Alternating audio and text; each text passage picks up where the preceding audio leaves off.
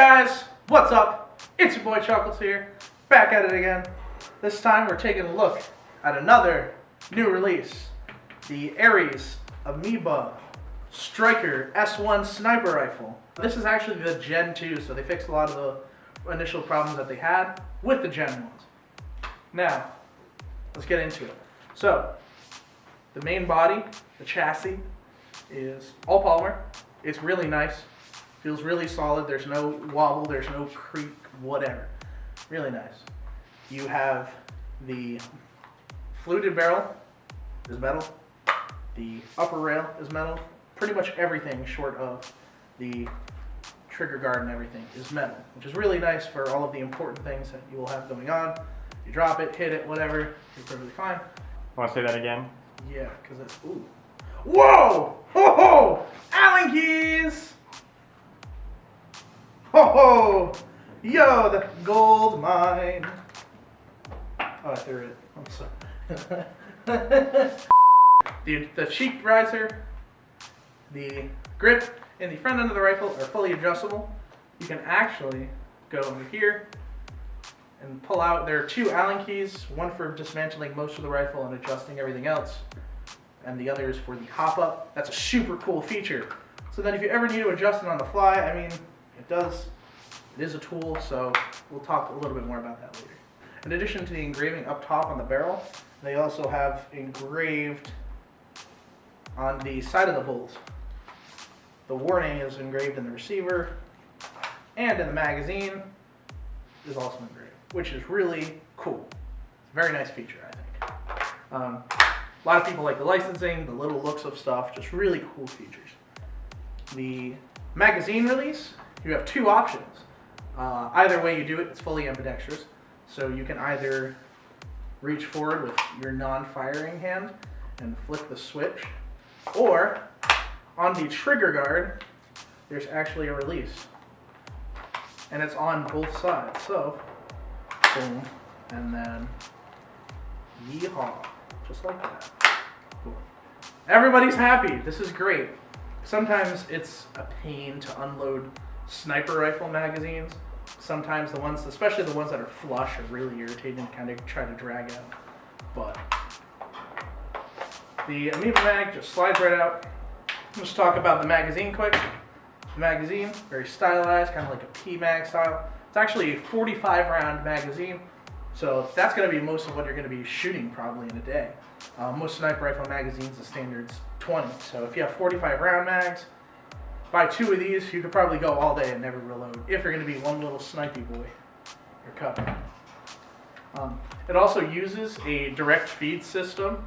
So rather than with like the M40s that they had, the Hopup would be like up here, but you'd have to like put the magazine in. It was weird the way that it worked. So even though that it is back here, the magazine, this is where it feeds, which is a super cool feature. Just makes the rifle look a lot cleaner. And it's a lot less of a pain.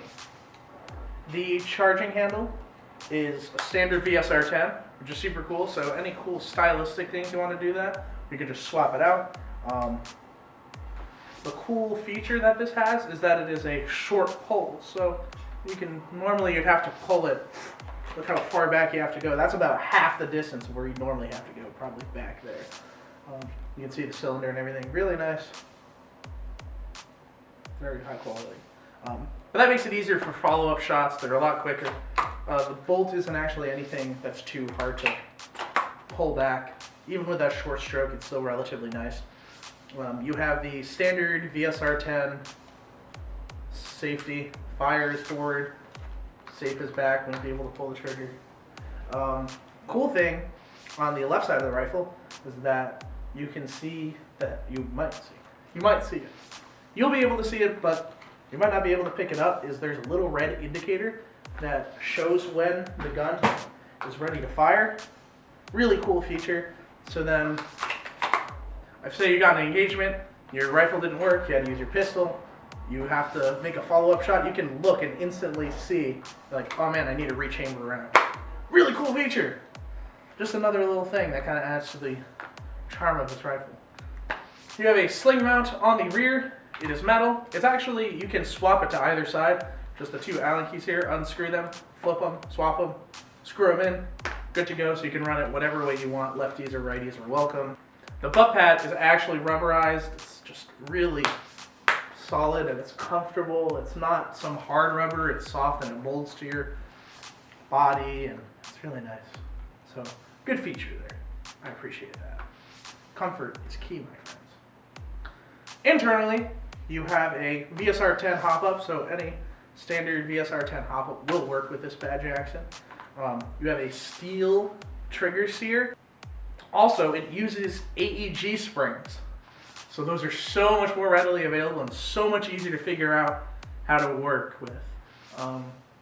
And they're relatively inexpensive. So then it's easier, some of them are labeled, blah, blah, blah, blah. So AEG springs, super nice feature, makes it a lot more accessible at the ground level for anybody interested in kind of getting into the sniper game. But they need to bump it down for their indoor field if they want to be Super Snipey Boi indoors, or your ghillie suits, the normal things that you do indoors.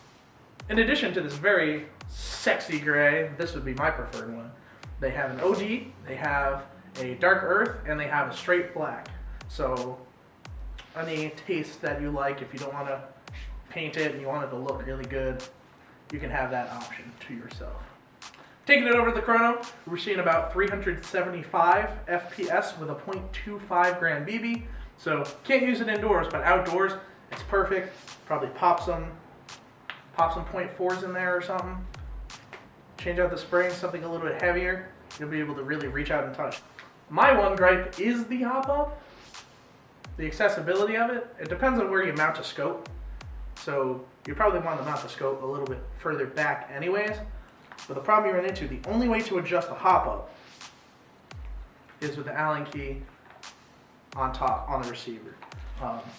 So it can either be really convenient if your scope is high enough off the rail, which normally most people would probably opt for, but if you don't go with the higher scope rings on that, you will run into that issue where you might not be able to adjust it on the fly, but if you have it dialed in, it shouldn't really be much of a problem as long as you're not changing your BB weight. If you're looking for a sniper rifle that you can upgrade stylistically and practically with TM parts, that has a really cool look right out the gate, and has really high quality features on it, really nice magazine, all of those things, then you're definitely going to want to look into the Amoeba Stryker S-01 Sniper Rifle Gen 2 by Airsoft. Like us on Facebook, follow us on Instagram, subscribe to us here on YouTube, make sure you go down and you hit that little bell icon, get notifications whenever we post. We've been posting pretty consistently.